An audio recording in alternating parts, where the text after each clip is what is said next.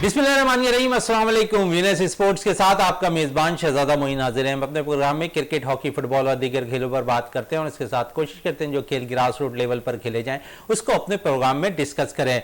T20 world cup अख्ताम पजीर हुआ और उसके बाद अब देखते हैं कि ICC ने जो है अपनी नई रैंकिंग जारी की है T20 की और उसमें हम देखते हैं कि पाकिस्तानी बैटर्स जो है मजीद नीचे आते हुए दिखाई दे रहे हैं और उसके साथ साथ हमारे जो टॉप 10 पे बॉलर्स भी अब दिखाई दे रहे नहीं है। और उसके साथ अगर ऑलराउंडर की बात करें तो हम इस टूर्नामेंट के अंदर हमने बहुत से T20 वर्ल्ड कप के अंदर बॉलिंग ऑलराउंडर को जरूर मुतारिफ कराया और बॉलिंग ऑलराउंडर्स ने बड़ी अच्छी परफॉर्मेंस भी देते हुए नजर आए। लेकिन ICC की जो रैंकिंग है T20 की उसमें कोई भी टॉप 10 के अंदर हमारा कोई भी प्लेयर जो है बॉलिंग ऑलराउंडर के तौर पर सामने नहीं आया है। सारे सूरत पे बात करने के लिए हमारे साथ इस स्टूडियो में मौजूद है स्पोर्ट्स एनालिस्ट जाफर हुसैन साहब, उनके साथ साथ मौजूद है जमील अहमद साहब जो स्पोर्ट्स एनालिस्ट है। सबसे पहले जमील साहब के पास चलते हैं। जमील साहब, ICC T20 वर्ल्ड कप अख्ताम पजीर हुआ, फाइनल अच्छा रहा, गो के हम फाइनल हार गए, लेकिन हम देखते हैं कि जिस तरह हमारे बैटर्स ICC रैंकिंग पर राज करते हुए नजर आए थे, अब हम चौथी और तीसरी पोजीशन पर, दूसरी पोजीशन पर मौजूद है, तो समझते हैं कि अब हमारी रैंकिंग भी इधर गिरती नजर आ रही है बैटर्स की।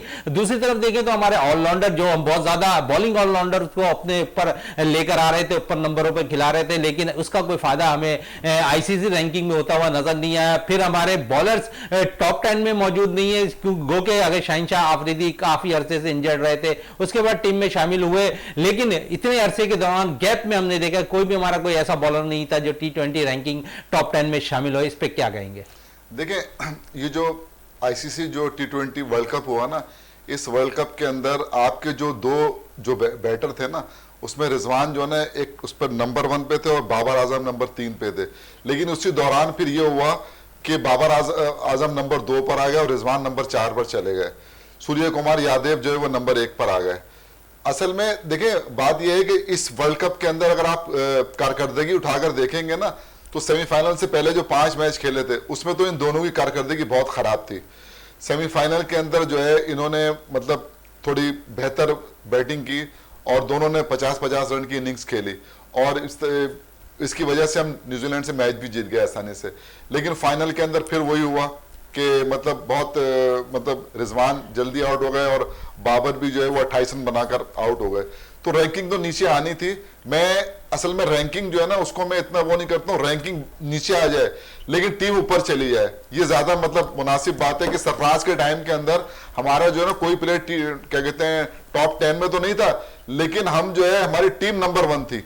असल में टीम को जो है ना नंबर 1 होना जरूरी है। यहाँ तो दोनों चीजें अब होती दिखाई नहीं दे रही हैं। देखिए, अभी तो आपके जो है ना मतलब तकरीबन 6 महीने तक तो कोई T20 मैच ही नहीं है आपका ना, तो जो आपकी रैंकिंग है अभी शायद ये और नीचे आ जाए।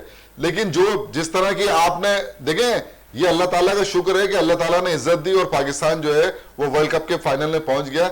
लेकिन अगर आप कारकर्दगी के हवाले से बात करेंगे ना, तो कारकर्दगी तो जो है ना फाइनल में पहुंचने वाली नहीं थी। मतलब बिल्कुल अगर हम ये कहें कि हम जो है ना मरहून मिन्नत थे नेदरलैंड के मतलब कोई सोच नहीं सकता था कि नेदरलैंड जो है साउथ अफ्रीका को हरा देगा। सब यही कह रहे थे कि यार अगर बारिश हो जाए ना और 1 पॉइंट मिल जाए उनको तो हमारे चांस बन जाएंगे। लेकिन नेदरलैंड ने जो है ना वो हरा के और जो है ना मतलब ये कि एक ऐसा मौका फराहम किया पाकिस्तान को। लेकिन बड़े अफसोस के साथ कहना पड़ता है कि पाकिस्तान जो है ना उस तरह की कारकर्दगी का मुजाहरा नहीं कर सका फाइनल के अंदर जिससे उसकी तवक्को थी। मतलब मैं बड़ी मतलब यानी कि जिसे कहते हैं ना कि एक ऐसी पिच के ऊपर कि जहां पर 140-145 का ही एवरेज है, लेकिन उसके बावजूद पाकिस्तान ने 16 ओवर में 119 रन बना लिए थे। तो हर आदमी ये सोच रहा था, जो भी जितने भी लोग थे वो ये सोच रहे थे कि यार कम से कम हम 155 रन 160 रन के करीब अब जो ना पहुंच जाएंगे, क्योंकि इस वर्ल्ड कप का जो मिजाज था ना वो इसी तरह के आखिर के 4 ओवर के अंदर 40 रन बनाना कोई मसला नहीं था। लेकिन हमारी जो बैटर थे उन्होंने जो है 18 रन बनाए टोटल 4 ओवर में। वो जो है ना मैं समझता हूं कि हमारे जो इतना कम स्कोर हुआ है 137, वो उसकी जो बुनियादी वजह ये है कि आखिर के 4 ओवर के अंदर हम जो है वो मतलब माकूल टोटल जो है ना वो नहीं दे सके। उसकी एक वजह ये भी है कि हमारी जो बैटिंग है ना उसके अंदर डेप्थ नहीं थी इतनी, समझे ना। 4 आप उससे खेल लेते बॉलर। अच्छा, आप जो मोहम्मद वसीम जूनियर को जो है ना आप ऑलराउंडर कहते हैं, लेकिन अभी तक उन्होंने कोई ऐसी चीज जो है ना मतलब साबित नहीं की। ऑलराउंडर जो है ना, अगर आप मुझसे पूछते हैं तो मैं बेन स्टोक को बोलता हूं ऑलराउंडर। मैं जैक कैलिस को बोलता हूं ऑलराउंडर। मतलब जो जिसे ऑलराउंडर हम कहते हैं ना, वो इस तरह के होते हैं कि अगर बैटिंग का वो आ जाए तो बैटिंग करे, बॉल ये जो होता है ना, लेकिन आप समझते हैं जमील साहब कि अब्दुल रज्जाक, अजहर महमूद, शाहिद आफरीदी, उसके बाद हमारे पास कोई जीनियन ऑलराउंडर नहीं आया। शादाब की सूरत कुछ झलक नजर आ रही है हमें। नहीं देखिए, फहीम अशरफ है, फहीम अशरफ को आप लेकर नहीं गए। मतलब फहीम अशरफ के अंदर वो थोड़ी बहुत क्वालिटी है कि उसने कुछ मौकों पे पाकिस्तान को मैचेस जितवाए भी हैं और बहुत अच्छी इनिंग्स भी खेली हैं।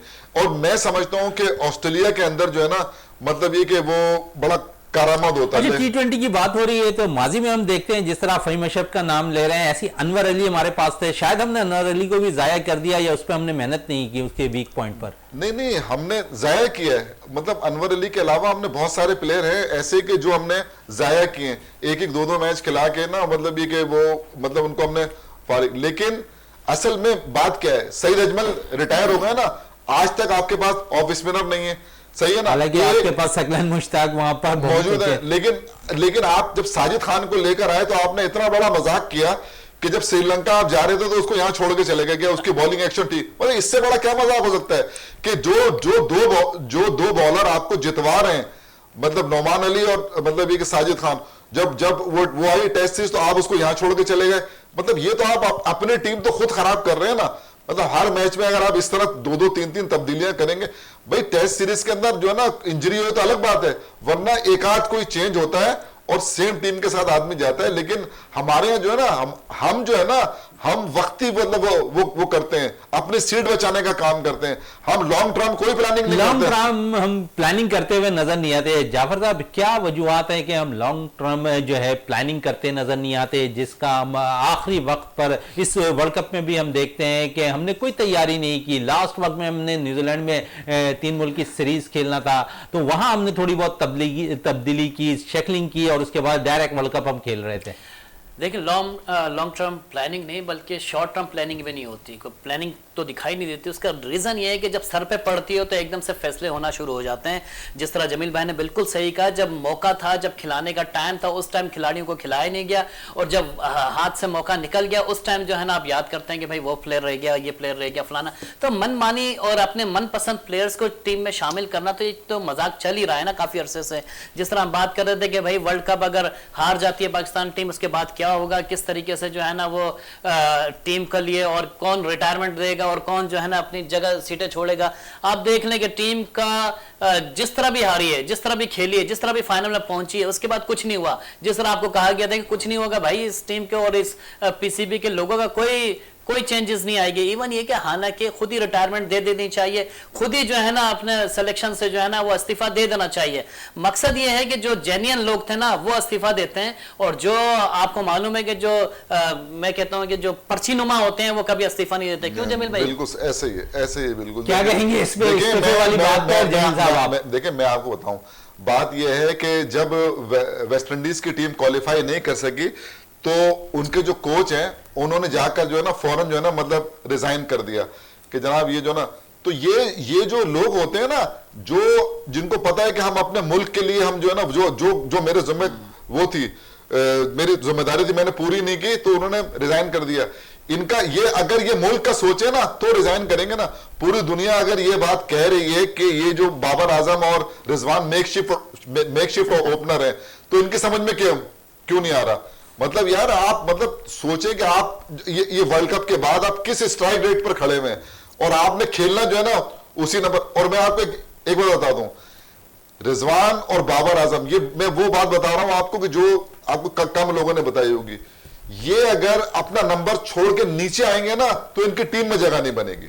मैं आपको बिल्कुल हकीकत बात बता रहा हूं। ये सर्किल के अंदर दो प्लेयर बाहर होते हैं, उसके अंदर भी वो उस तरह नहीं मतलब एक हिट आउट करते जिस तरह करनी चाहिए। तो जब वो नीचे आ जाएंगे और 5 लड़के जब सर्किल से बाहर होंगे तो वो आके जो खेलेंगे तो उनकी क्या वो, मैं तो ये कहता हूं अगर आप वाकई प्लेयर हैं तो जिस तरह सूर्य कुमार यादव है या कोहली है जो वनडे के जो मतलब ये के प्लेयर हैं, वो मतलब नीचे आके खेल रहे हैं ना और परफॉर्म कर रहे हैं, तो आप भी तो आए ना नीचे आके परफॉर्म करें। और जेन्युइन जो ओपनर है उनको लेकर आए ना ऊपर।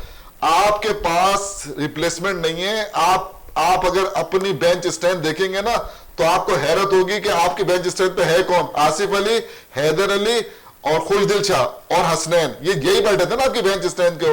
आप मुझे बताएं यार कि वहां पर कौन बैठा हुआ है वहां पर? सुने, मेलान बैठे हुए, डेविड मेलान बैठे हुए, मार्क वुड बैठे हुए, डेविड विली बैठे हुए और जो है ना टाइमल मिल्स बैठे, सारे के सारे वो प्लेयर्स थे जो मैच विनर। ये चारों को रिप्लेस कर दें आप तो कोई, आप ये चारों को कर सकते हैं रिप्लेस टीम के अंदर? ये असल में बात ये है कि ये टीम जो है ना, ये आपकी दुआ, कौम की दुआओं से जो है ना यहां तक पहुंच गई है। इस टीम के अंदर वो दमखम नहीं था 12, लेकिन फाइनल में जो इन्होंने मेजर जो गलतियां की हैं, मतलब जीता हुआ, मैं समझता हूं एक ऐसा मरहला आ गया था कि 6 ओवर में 51 रन चाहिए थे पाकिस्तान उनको, इंग्लैंड को। वो बड़ा मुश्किल वक्त था और इन्होंने जो शहनशाह आफरीदी का अनफिट होना शायद वहां पर यार, आपने मुझे आप बताएं नवाज को क्यों खिलाते हैं आप? ये पहली मर्तबा नहीं किया नवाज के साथ, एशिया कप का भी आप उठा के देख लो। एक ओवर में उसने 3 रन दिए, एक आउट किया, फिर ओवर नहीं कराया ना आप। तो मैं ये कह रहा हूं कि नवाज को अगर आप एज ए ऑलराउंडर, अगर दोनों लेफ्ट हैंड खेल लेते, मैं मान लेता हूं दोनों लेफ्ट हैंड खेल लेते ना, मोइन अली भी खेल रहा था और बेन स्टोक भी खेल रहा था, तो मैं ये कह रहा हूं कि अगर वो खेले तो क्या मतलब नवाज आके गेंद नहीं करेगा? भाई लेफ्ट आर्म स्पिनर आर्मर भी तो करता है। तो आपको मतलब ये कि आपने जो कप्तानी, आपने इफ्तिखार से आके बॉलिंग करा दी, उसको 5 गेंदों पे 13 रन बन गए, वहीं से आपका मैच जो है खराब हुआ है। बिल्कुल, वहां से मैच खराब होता नजर आया। थोड़ी तो फुटबॉल में बात कर लें जाफर साहब, आज पाकिस्तान और नेपाल का मैच चल रहा है फुटबॉल में, कैसा देख रहे हैं इस मैच को? बड़ा जबरदस्त, बड़ा अफसोस हुआ कि पाकिस्तान जो है ना 1 गोल से हार गया नेपाल के खिलाफ, और बहुत ही एंड टाइम पे जो है ना वो नेपाल ने गोल किया है, वाहिद गोल किया है।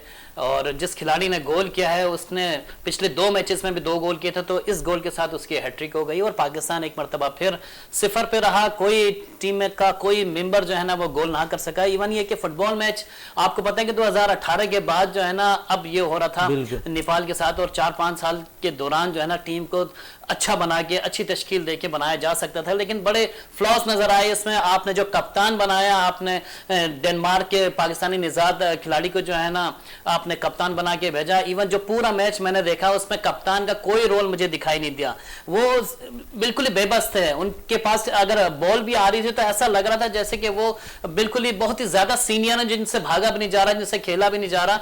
और आपके पूरी टीम अगर मैं मवाजना करूं तो पहला हाफ तो कौमी टीम ने बहुत अच्छा खेला, लेकिन आखिरी 20 मिनट जो है ना बिल्कुल बेबस थी। नेपाल ने आउट क्लास कर दिया और ऐसा बिल्ली की तरह नचाया पाकिस्तानी टीम को कि बड़ा अफसोस हो रहा था। अच्छा, हमारे जो साबका कप्तान थे सरदाम, उनके हवाले से क्या है रिपोर्ट से? क्योंकि उन्होंने शायद कोई इंजरी वगैरह के बाइस वो इस टूर्नामेंट नहीं, ऐसी बात नहीं इंजरी के बाइस। असल में उनको कॉल किया गया था कैंप में आने के लिए, लेकिन चूंकि आपको पता है कि डिपार्टमेंट का बड़ा इशू चल रहा है, तो उनके डिपार्टमेंट में कुछ मसाइल चल रहे थे। उन्होंने कहा कि अभी आप जो है ना रुक जाइए। तो सद्दाम हुसैन ने अपने कोच और जितने आपके एनसी के मेंबर थे उनसे रिक्वेस्ट की कि भाई मुझे 1 हफ्ते का टाइम दीजिए, क्योंकि मेरा ऑफिशियल मसला चल रहा है और मसाइल जो है ना वो लोगों को निकाल रहे हैं, जितने खिलाड़ी हैं उनको निकाला जा रहा है। तो इस वजह से जो है ना मुझे 1 हफ्ते का टाइम दे, मैं लेट से टीम को और खासतौर पे कैंप को ज्वाइन करूंगा। तो इस बारे में जो है ना आगाह कर दिया था सद्दाम हुसैन ने, लेकिन अब एनसी की तरफ से किसी ने कोई राब्ता नहीं किया, ना सुई सदरन गेस्ट से कोई राब्ता किया किसी ऑफिशियल से, ना ही आपके जो है ना कोच ने राब्ता किया। हालांकि उनको राब्ता करके इनको रिलीज करवाना चाहिए था। गो कि हुआ यह कि बेचारे को सद्दाम को भी जॉब से हाथ धोना पड़ गया, क्योंकि जो मसाइल चल रहे थे उसमें जो है ना उनकी डिपार्टमेंट सुई सदरन ने जो है ना उनको निकाल दिया। अब देखिए पाकिस्तान का जो कौमी हीरो जिसने पिछले मरतबा जो है ना नेपाल के खिलाफ जो है ना कौमी टीम को सुरखरू करवाया था, साफ गेम में मैचेस खिलाए और सुरखरू करवाए, इसके अलावा फीफा का क्वालिफाइंग राउंड खेला, उसकी टीम के भी कप्तान थे सद्दाम हुसैन। उस खिलाड़ी के साथ, उस कप्तान के साथ यह हाल हो रहा है कि वह आज बेरोजगार है, उसके पास नौकरी नहीं है और इस टीम में उनकी जगह ही नहीं बनी उनको। हालांकि बड़े आप देखें मसाइल ज्यादा हैं, लेकिन अपॉर्चुनिटी देनी चाहिए थी। बिल्कुल, डिपार्टमेंट की थोड़ी सी बात हो रही थी, जमील साहब के पास भी आते हैं। जमील साहब, माजी की अगर हम बात करें 70 साल तारीख की क्रिकेट के हवाले से भी, तो 2019 से जो हमारे पास नया निज़ाम आया है उसमें हम देखते हैं कि बहुत सी चीजें उल्ट होती हुई नजर आ रही हैं। अगर देखें तो पुराने निज़ाम में 16 रीजन्स के 320 खिलाड़ी फर्स्ट क्लास क्रिकेट खेला करते थे और तकरीबन 320 ग्रेड 2 भी खेला करते थे, 25-30 डिपार्टमेंट भी हुआ करते थे और तकरीबन इस डिपार्टमेंट ग्रेड 2 भी टूर्नामेंट हुआ करता था, उसमें 1000 से ज्यादा प्लेयर्स भी होते। क्या कहेंगे उनके हवाले से? ये चीजें, ये जो नया निजाम आया इसमें तो अब हमारे पास ना प्लेयर्स मिल रहे हैं, ना जो है जिस तरह आप थोड़ी देर पहले कह रहे थे कि बेंच पे हमारे पास कोई ऐसा प्लेयर ही नहीं है जिसको हम रिजर्व के तौर पर टीम में शामिल कर सकें। देखिए जनाब, ये जो है ना, ये जो निज़ाम आया ना, ये क्रिकेट की तबाही का निज़ाम है। इसने क्रिकेट को तबाह और बर्बाद कर दिया है। अभी आपको जो नजर आ रही है ना, ये चकाचौंध है T20। आपको मैं बता रहा हूं कि जो क्रिकेट है, टेस्ट क्रिकेट को जो ना हम कहते हैं कि ये क्रिकेट का हुस्न है, टेस्ट क्रिकेट। ये तो खैर 12 इंटरटेनमेंट है जो अभी आपने T20 का वर्ल्ड कप खत्म हुआ है, लेकिन आपके पास जो है उसके अंदर भी उस मेयार के प्लेयर नहीं आ रहे हैं, और जो T20 है उसके अंदर भी आपके पास प्लेयर नहीं है, क्योंकि आप PSL से फैसला करके PSL से जो है मतलब ये कि खिलाड़ी उठा रहे हैं टेस्ट टीम के लिए। तो जब आप अपनी डोमेस्टिक को इज्जत नहीं दोगे तो फिर यही कुछ होना है कि यहां पर आकर आप ये बताएं, इतने अरसे के बाद जो है यहां पर वो आई, तकरीबन कोई 24 साल के बाद ऑस्ट्रेलिया आई, और ऑस्ट्रेलिया आपको टेस्ट सीरीज मार के चली गई। इंग्लैंड आई तो आपने सब कुछ वो कर लिया। इंग्लैंड ने अपने मेन प्लेयर यहां पर नहीं खिलाए, और 3-4 प्लेयर उनके जो है उसमें नहीं खेले, उसके बावजूद सीरीज आप जीत के चले गए वो 4-3 से।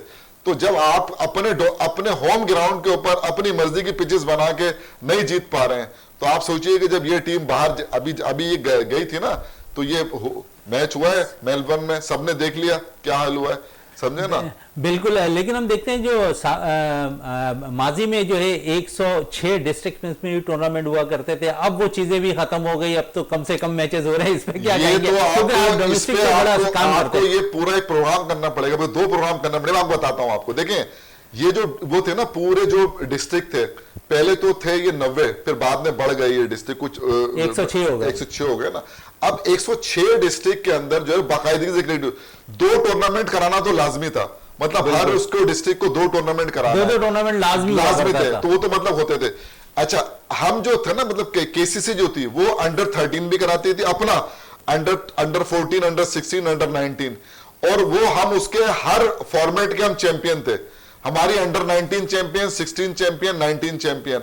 अब क्या हुआ कि अब इन्होंने सब कुछ जो है ना वो मतलब ये कि खत्म करके, और वो जो एक डिस्ट्रिक्ट था ना, डिस्ट्रिक्ट के इलेक्शन करा रहे हैं ना, सूबाई क्रिकेट एसोसिएशन के वो हो रहे हैं, इलेक्शन हो रहे हैं। तो आप मुझे बताएं, जो सप्लाई लाइन है वो तो काट दी आपने, जहां से प्लेयर आते थे। अभी हम आपको बताएं कि जब हम डिस्ट्रिक्ट की टीम बनाते थे तो हम परेशान होते थे कि यार किसको बिठाएं, किसको खिलाएं, इतना अच्छे प्लेयर आ रहे थे। और अब ये सोचते हैं कि यार ये तो 11 की टीम तो पूरी हो जाए, तो हमें 2 लड़के ऐसे डालना पड़ते हैं उसके अंदर कि जो मतलब उस मेयार के नहीं होते, जो 40 में भी नहीं आते उस वक्त, तो उनको हमें तो क्रिकेट जो है ना वो नीचे जा रही है, बहुत डिक्लाइन का शिकार है। बिल्कुल, क्रिकेट बहुत ज्यादा नीचे जा रही है इस वक्त। अब हमें ब्रेक के लिए कहा जा रहा है, ब्रेक से वापस आते हैं तो गुफ्तगू को मजीद जारी रखते हैं।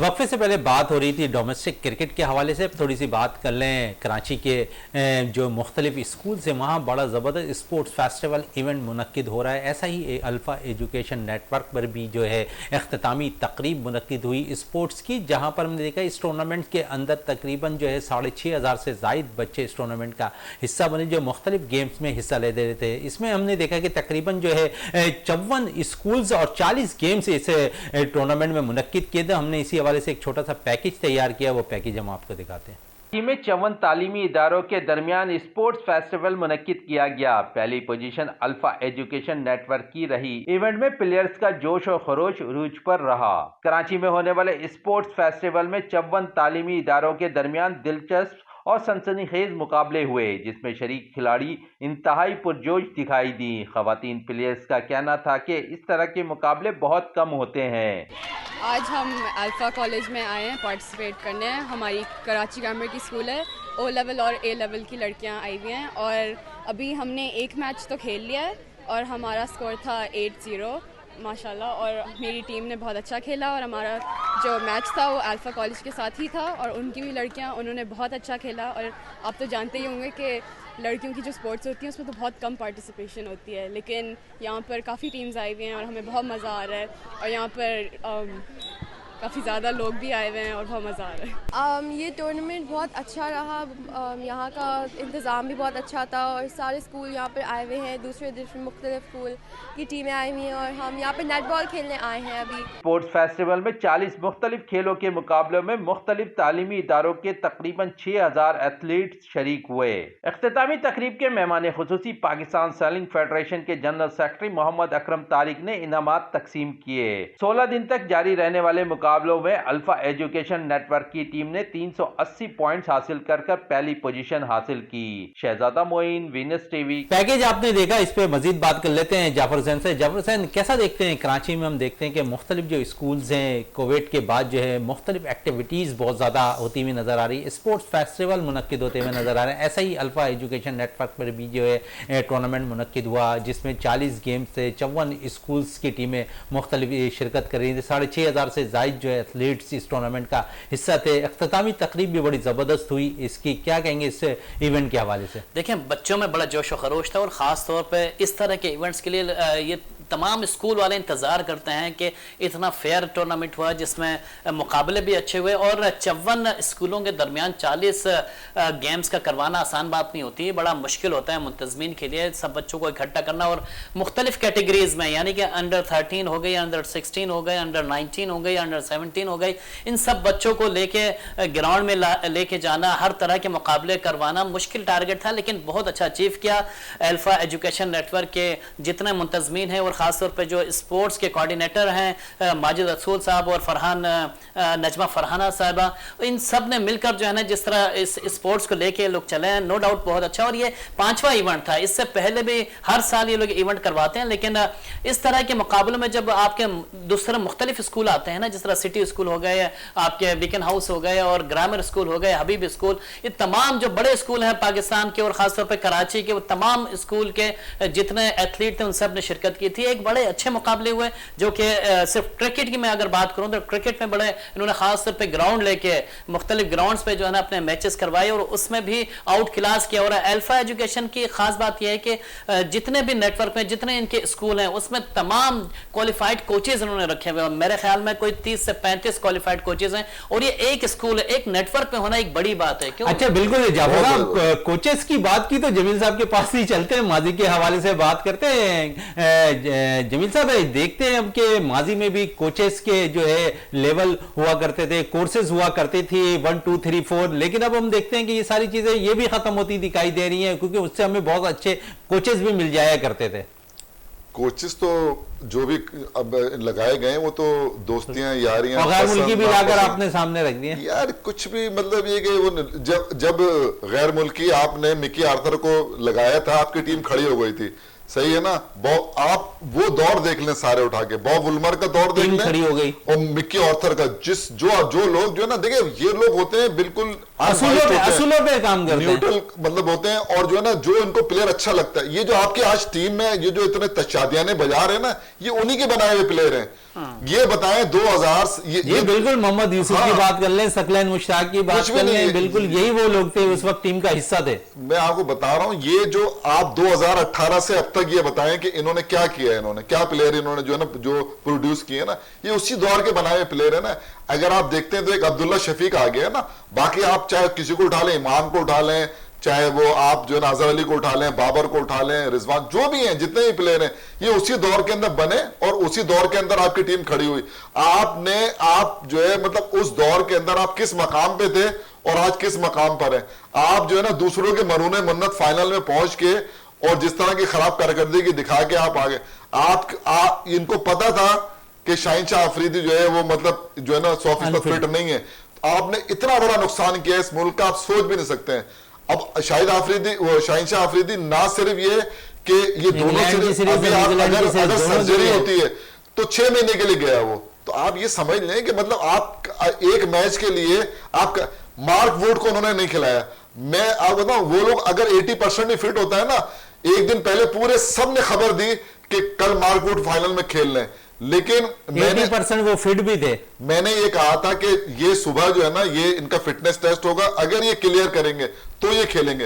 वो 100% से पहले नहीं खिलाते, 80% होगा ना, ये हम 50। हमारे जो जमीर राजा साहब कह रहे हैं कि ऐसे मैचों के अंदर 50% भी अगर फिट हो तो मतलब खिला देते हैं। मतलब वो जो उन्होंने कहा है वो कर दिया ना उन्होंने, तो आप हाल देख लें, आपका बहुत बड़ा नुकसान। आपके पास चूंकि आपके पास जो प्लेयरों की रेंज है ना वो बहुत महदूद है, आप उसी में खेल सकते हैं।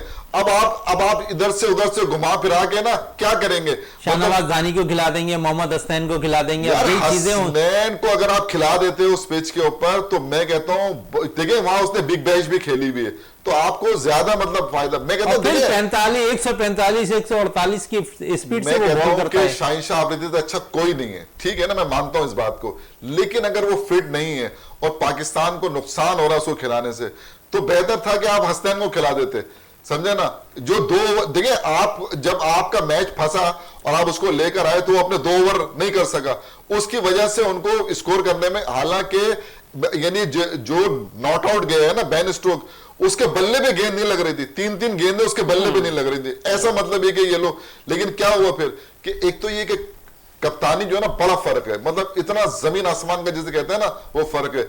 कप्तान जो होता है ना अपनी कप्तानी से मैच जीत लेते हैं। अगर मिसाल के तौर पर जैसे उस वक्त जो है ना वसीम जूनियर के 2 ओवर बाकी थे, जब इन्होंने लाके 5 गेंदें इससे कराएंगे ना, अगर 1-2 गेंद कराने तो चलो आप ले आते, 5 गेंदें थी ना तो आपको लाना चाहिए था अपना रेगुलर बॉलर, और नवाज से तो आपने गेंद ही नहीं कराई, तो आप जो है ना अपनी गलतियों से मतलब हारे हैं वहां पर। क्या वजह है कि नवाज से क्यों बॉल नहीं कराते? क्या लेफ्ट हैंडेड अगर बैटिंग कर रहा है तो उनका सामना मोहम्मद नवाज नहीं कर सकते क्या? देखिए इसमें होता पता है क्या, इसमें ये होता है कि जो कप्तान होता है ना उसका अपना एतमाद होता है कि इस प्लेयर बाबर आजम एतमाद नहीं करते, बिल्कुल नहीं करते। अगर एतमाद करते ना, आप ये कोई एक मैच नहीं है, मैं 3-4 मैचों के मतलब ये ऐसे गेंद भी नहीं, और कराई तो 1 ओवर कराया एशिया कप का फाइनल आपको याद, तो और उसके बाद उससे बॉल नहीं कराई। जब वो अच्छी गेंद कर रहा तो नहीं करे। मैंने ये भी देखा 2 ओवर में 12 रन दिए उसने, 1 खिलाड़ी आउट के 2 ओवर उससे नहीं करे।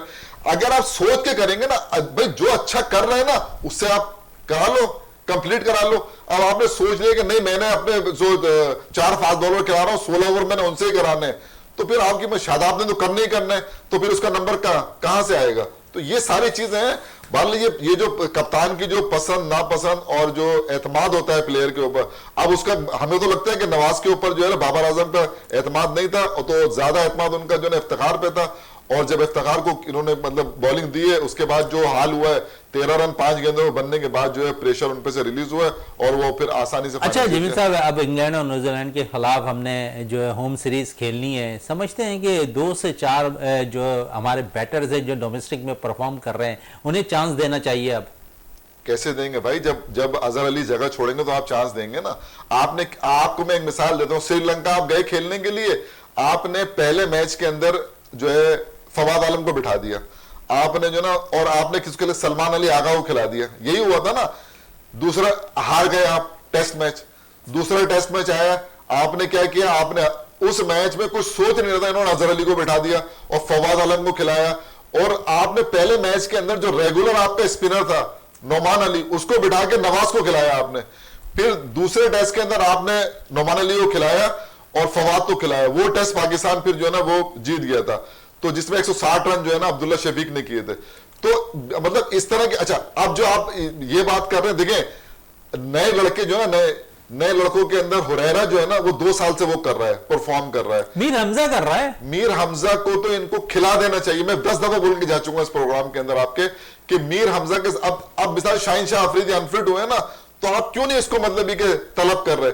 आप कह रहे हैं कि जनाब आप हारिस रऊफ को जो है ना मतलब ये डेब्यू कराएंगे, मतलब एक हारिस रऊफ की बात हो रही थी, थोड़ी सी बात हारिस रऊफ के फिटनेस के हवाले से भी कर लें। समझते हैं कि 5 दिन की क्रिकेट खेल सकते हैं हारिस? बिल्कुल मैंने समझता हूं। उसकी वजह यह है कि उन्होंने डोमेस्टिक खेली नहीं है।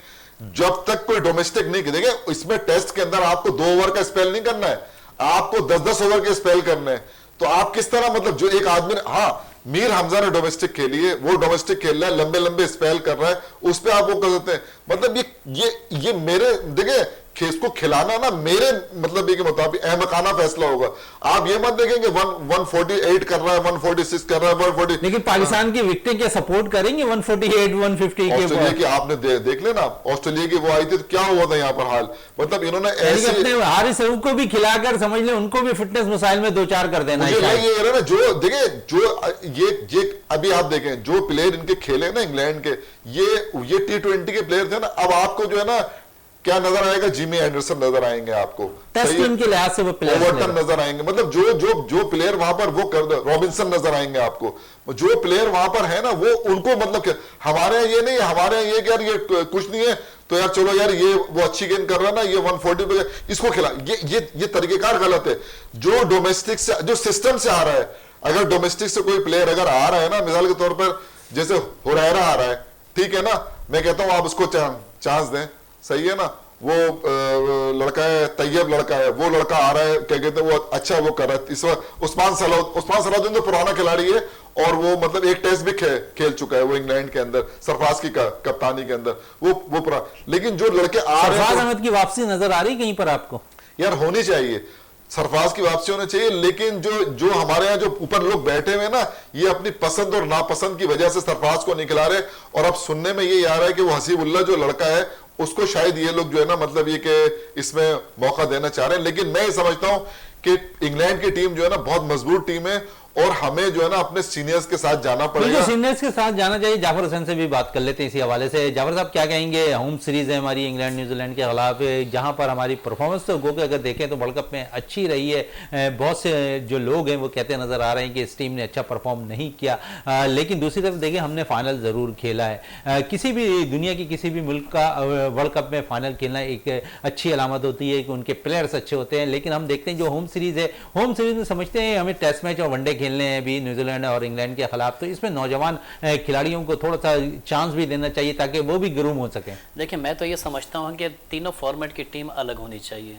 सिलेक्शन ऐसा किया जाए कि हर फॉर्मेट के प्लेयर्स अलग हों। हाँ वो ठीक है जो आप समझते हैं कि कुछ ऐसे जिस तरह बाबर आजम टाइप के जो कॉमन प्लेयर्स होते हैं उनको आप तमाम टीम में शामिल करें, लेकिन टीम का कप्तान अलग होना चाहिए। टीम के परफॉर्मेंस के जो जितने बॉलर्स होते हैं, आपको पता है कि हर बॉलर वो T20 का हो सकता है, वनडे का हो सकता है, टेस्ट का हो सकता है, लेकिन हर फॉर्मेट पे नहीं चला सकते। जिस तरह आपके सामने हमारे मिसाल मौजूद है शाहिनशाह अफरीदी की, जिस तरह हमारे सामने दूसरे हारिस की और आपके नसीम शाह की मिसाल मौजूद है। नसीम शाह को शुरू करवाया आपने टेस्ट से, लेकर आ गए आप 20 में, तो मकसद यह है कि उन प्लेयर को वहां तक, ठीक है आप वर्ल्ड कप खिलाना चाह रहे हैं वो अलग बात है, लेकिन आप ऐसे मैचेस में जब आपकी सीरीज हो तो उसमें तो आप मौका दीजिए कि भाई वहां पे खेलने, आप जिस तरह टेस्ट के प्लेयर हो उसमें आप लाना। अच्छा जमील साहब से तो हमने बात की है, जाफर भाई सरफराज अहमद के हवाले से आप समझते हैं कि सरफराज को दोबारा टीम में इंक्लूड करना चाहिए? बिल्कुल मैं समझता हूँ और होना भी चाहिए। देखें टेस्ट में तो उनकी अभी बिल्कुल जगह बनती है, मैं आपको हकीकतन कह रहा हूँ। अब आप एक प्लेयर पे इतना बोझ डाल देंगे, रिजवान की बात करो कि आप वनडे भी खिला रहे हैं, आप T20 भी खिला रहे हैं, आप टेस्ट भी खिला रहे हैं और मुसलसल खेलते हुए आ रहे हैं 3 साल से, ये भी आप देखिए। अब क्यों नहीं बनती भाई? आपने सरफराज ने पूरा डोमेस्टिक सीजन खेला है और हर जगह पे परफॉर्म किया, ये नहीं कि आप खेल के हम एक मैच छोड़ के चले गए, हर जगह पे परफॉर्म, बिल्कुल हर जगह पे परफॉर्म किया और जगह पे जो है परफॉर्मेंस देते हुए भी नजर आए हैं। प्रोग्राम में टाइम कम है, जमील अहमद साहब आपका बहुत बहुत शुक्रिया, जाफर हुसैन साहब आपका बहुत बहुत शुक्रिया। प्रोग्राम का अख्ताम करते हैं इस दुआ के साथ कि पाकिस्तान में खेल और खिलाड़ी तरक्की करते रहें और पाकिस्तान का सबसे लाली परचम दुनिया भर में रोशन रहे। इसी के साथ अपने मेजबान शहजादा मोइन को इजाजत दें। पाकिस्तान जिंदाबाद।